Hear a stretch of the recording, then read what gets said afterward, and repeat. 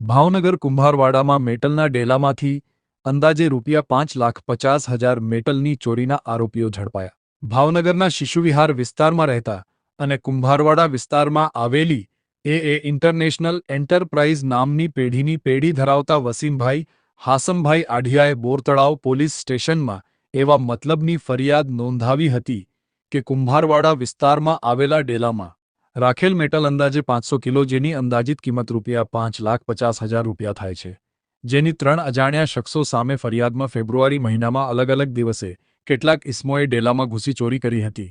જે ઘટનામાં પોલીસે રાહુલ રમેશભાઈ સોલંકી, રાકેશ બાબુભાઈ ટેભાની અને અશ્વિન પ્રતાપભાઈ બારૈયાને ઝડપી લઈ કાર્યવાહી હાથ ધરી.